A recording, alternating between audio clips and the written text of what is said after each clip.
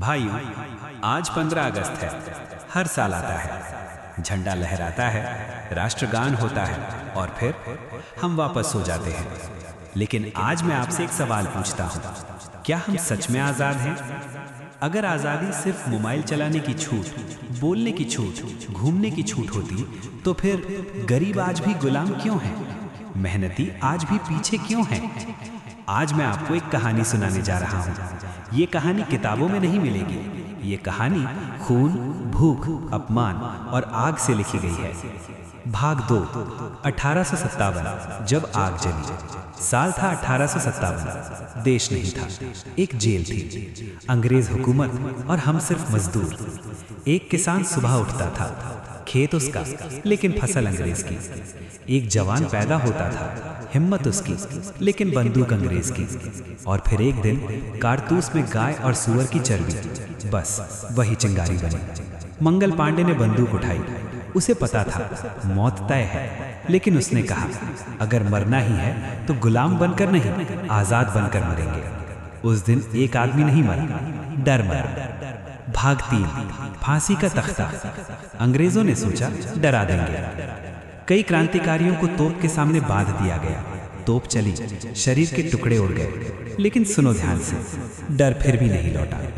एक माँ ने अपने बेटे को फांसी पर चढ़ते देखा और बोली, रोना मत बेटा, तेरी मौत से लाख बेटे पैदा होंगे। सोचो, जिस देश की माँ ऐसी हो, उस देश को कोई गुलाम नहीं रख सकता। भाग 4, भगत सिंह, खामोश बम। भगत सिंह ने बम फेंका, लेकिन किसी को मारा नहीं। क्यों? क्योंकि वो आतंकवादी नहीं था, वो जगाने आया था। फांसी से पहले उसने कहा, मैं इसलिए मर रहा हूँ ताकि मेरा देश जी सके। फांसी के फंदे को चूम कर हंसते हुए गया। भाइयों, जो मौत से हंसकर बात करे, उसे कोई हरा नहीं सकता।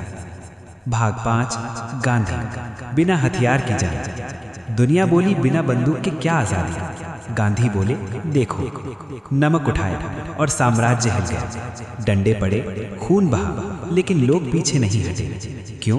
क्योंकि जब आत्मा जाग जाती है तो लाठी कमजोर पड़ जाती है। भाग 6, 1947, आजादी या लाशें। 1947 आया, लेकिन खुशी के साथ लाशों का सैलाब भी आया। ट्रेनें लाशों से भरी थीं। माँ ने बच्चों को खोया, भाइयों ने बहनें खोई। आज़ादी मिली, लेकिन कीमत बहुत बड़ी थी। इसलिए मैं पूछता हूँ, क्या हम उस कीमत की इज्जत कर रहे हैं? भाग 7, आज का गुलाम भारत। आज अंग्रेज नहीं है, लेकिन कर्ज है, डर है, नशा है, आलस है। आज गुलामी बदली है। पहले अंग्रेज हुकूमत करते थे, आज हमारी आदतें करती हैं। जो आदमी सुबह उठकर कहता है कि छोड़ो यार, मेरे बस का नहीं, वो आज़ाद नहीं है।